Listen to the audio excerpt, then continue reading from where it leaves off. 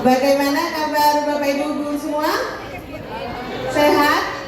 Alhamdulillah. Baik, untuk menguji fokus kita, ya kalau saya bilang halo, Bapak Ibu bilang apa? Hai. Halo? Hai. Oke, terima kasih.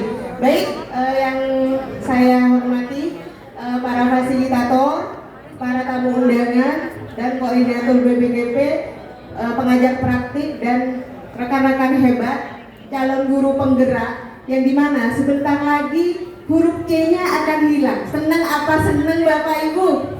Alhamdulillah senang. Oke, di sini saya sangat bersyukur bisa berada di panggung kehormatan ini, mewakili dari tingkat SMP untuk berbagi praktik baik dari aksi nyata. Karena sesuatu yang kalau kita tidak bagikan itu tidak akan bermanfaat seperti itu. Baik, tak kenal maka tak apa Bapak Ibu? Tak sayang. Tapi yang benar itu tak kenal maka taruh dulu. Oke. Yuk kita taruhan dulu dengan saya. Slide-nya Bapak. Oke, slide. Oke. Tak kenal maka taruh. Nama saya Aini Maskuro. Saya dari SMP Negeri 3 Kuripan 1 Atap. Saya PGP Angkatan 11 Kabupaten Probolinggo, Jawa Timur. Fasilitator saya Ibu Rifkani Lamsari, Bapak pengajar praktek saya Abdullah Afif. Oke, tanpa berpanjang lebar, ikan sepat, ikan gabus, lebih cepat, lebih bagus. Oke, next slide Bapak. Itu kan perkenalan. Oke, nah saya boleh ya sambil keliling ya. Jadi kalau saya di atas sendirian, kesannya gimana? Oke, menurut Bapak Ibu masih ingat nggak? Apa sih tujuan modul 1.1 itu, siapa yang ingat? Monggo angkat tangan.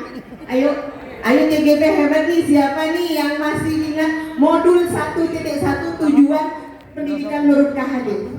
Saya tunjuk siapa ya. Ayo angkat tangan Bapak Ibu, masa ada mau angkat tangan? Oke, siap. Monggo. Tujuan pendidikan menurut Ki Hajar Dewantara membimbing murid sesuai kodrat alam dan kodrat zamannya. Dan pendidikan itu tidak diperkenankan menuntut, tetapi kita perlu menuntun. Pintar dapat Beri obrol dari siapa Ibu? catat namanya. Dari Ibu Sofia kelas 288. Tapi yang Ibu Sofia luar biasa.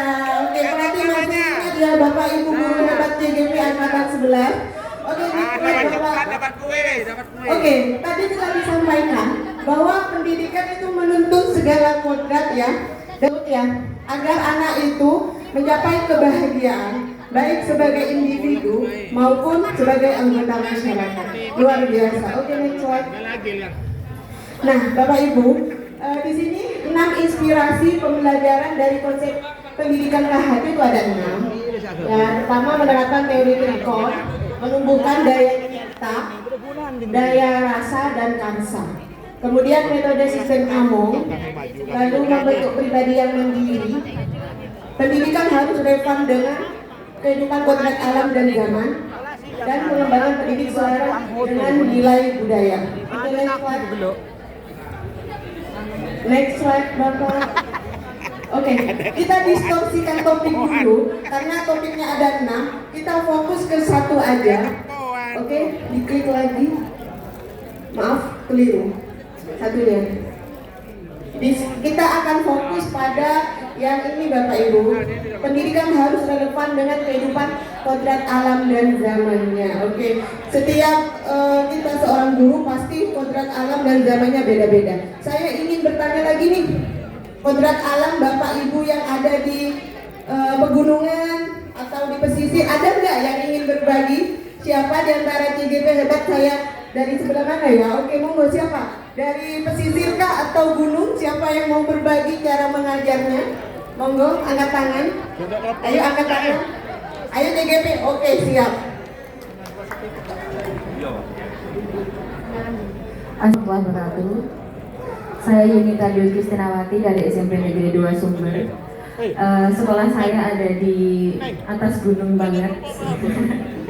SMP Negeri 2 Sumber. Sekolah saya juga sekolah yang cukup kecil dan ada di lingkungan yang memang kurang sadar akan pendidikan.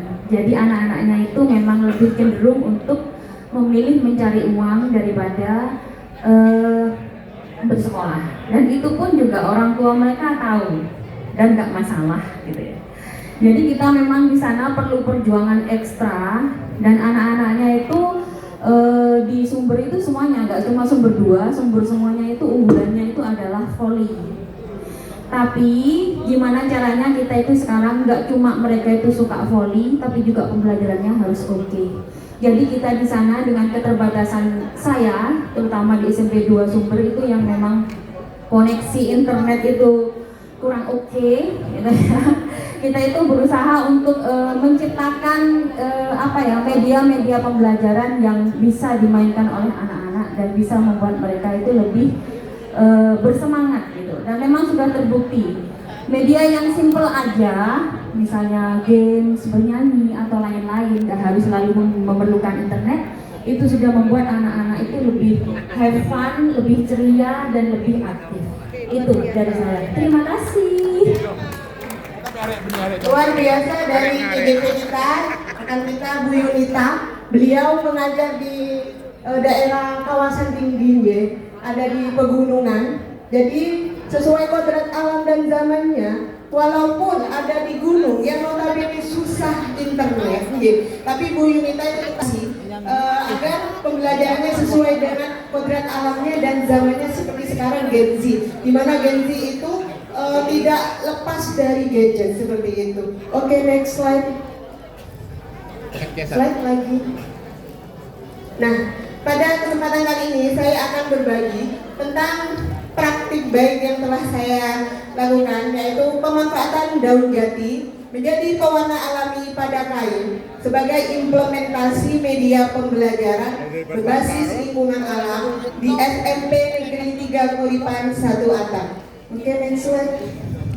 Oke, latar belakangnya Bapak Ibu. Nah, di sini saya yakin Bapak Ibu banyak yang dari guru IPA, di mana pembelajaran IPA itu perlu pembuktian antara teori dengan praktek. Betul apa betul? Betul sekali. Oke. Oleh sebab itu, agar pembelajaran lebih bermakna dan anak lebih bersemangat, maka seorang guru itu harus berinovasi, melakukan eksperimen dengan memanfaatkan TIK. Jadi agar sesuai alamnya, kita manfaatkan kondisi yang faktual, kontekstual, dan sesuai dengan alam kodrat zamannya, yaitu menggunakan TIK. Maka permasalahan yang saya angkat ini berdasarkan pengalaman, maka saya memanfaatkan pohon jati, di mana pohon jati yang ada di Wonoasri Kuripan itu kalau musim hujan seperti sekarang ini, dia itu tumbuh yang yang masih muda seperti itu Bapak Ibu. Oke, next slide. Nah, ini ya Bapak Ibu gambarannya. Kalau musim hujan itu kan kita tuh melihat bahwa pohon jati itu warnanya yang masih muda itu banyak. Lama-kelamaan kalau tidak dimanfaatkan, kira-kira kalau daun jati yang masih muda, Bapak Ibu saya rasa tahu semua, itu kira-kira seperti apa ya Bapak Ibu? Kalau pohon jatinya itu tidak dimanfaatkan daunnya yang masih muda akan seperti apa kira-kira? Siapa yang bisa? Ayo angkat tangan. Calon TGP dong harus siap angkat tangan, siap menjawab, tidak usah perlu malu ya. Siapa? Siapa di antara teman-teman yang mau? Saya coba ke kelompok saya deh. Jadi biar Oke Bapak, kalau pohon jati kan daun yang masih muda seperti apa kira-kira Pak? Iya, terima kasih. Akan menjadi sampah, Bu. Yang artinya lingkungan kita itu penuh dengan daun jati yang tidak dimanfaatkan menjadi daun-daun kering, Bu. Sehingga nantinya kalau kelihatan view-nya itu tidak akan menarik. Seperti itu, Bu. Terima kasih Pak Edi, rekan TGP dari kelas 286. Saya minta uploadnya biar tidak ngantuk di Madagari kurang dikit, semangat lagi ya Bapak Ibu semuanya. Jadi Pak Edi telah menyampaikan bahwa daun jati kalau tidak dimanfaatkan, maka lama-kelamaan namanya yang muda, lama-kelamaan akan jadi tua. Kemudian lama-kelamaan akan meranas, mengering dan akan menjadi sampah. Nah, di Wonoasri, kalau Bapak Ibu berkenan mau merasakan sirkuit Mandalika, bukan promosi, tapi memang kenyataannya.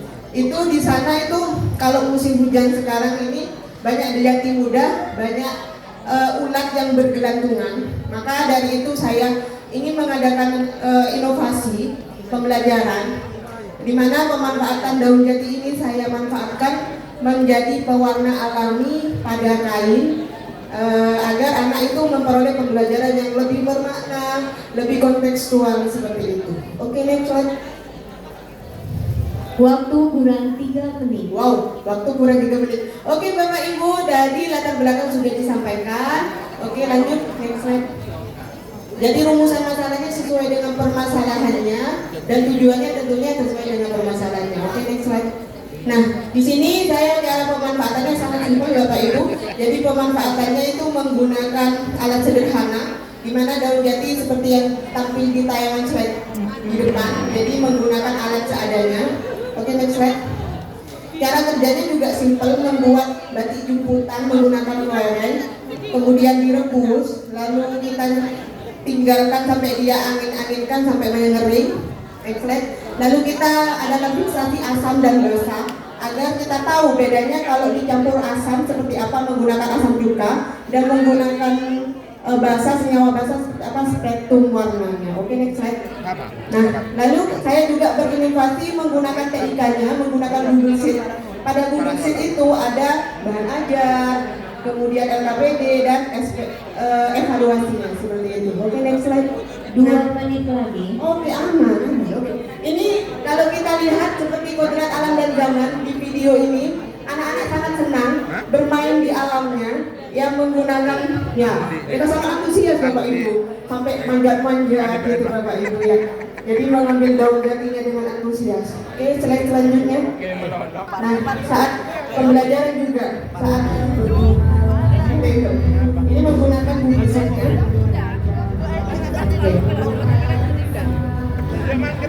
Oke, next slide. Waktunya takut habis ya. Jadi ini sesuai dengan pelaksanaan pembelajarannya menggunakan discovery learning. Saya rasa rekan-rekan guru hebat paham apa itu metode discovery learning, di mana agar anak-anak itu menemukan sendiri konsep dari materi yang akan kita ajarkan. Oke, next slide. Waktu ya.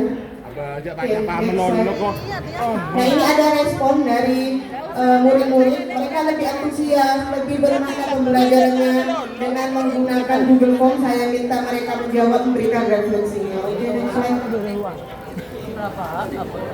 Nah, jadi kesimpulannya, pemanfaatan daun jati itu sebagai pewarna alami sudah sesuai dengan pendidikan sesuai kodrat alam dan zamannya, dan pembelajaran akan lebih bermakna jika kita menuntun bukan menuntut. Saya harap rekan-rekan guru bisa memanfaatkan, memodifikasi ATM, amati, tiru, dan modifikasi, karena sukses itu tentang waktu dan proses itu setiap waktu. Saya akhiri dari Ibu Aini. Assalamualaikum warahmatullahi wabarakatuh. Waktu habis.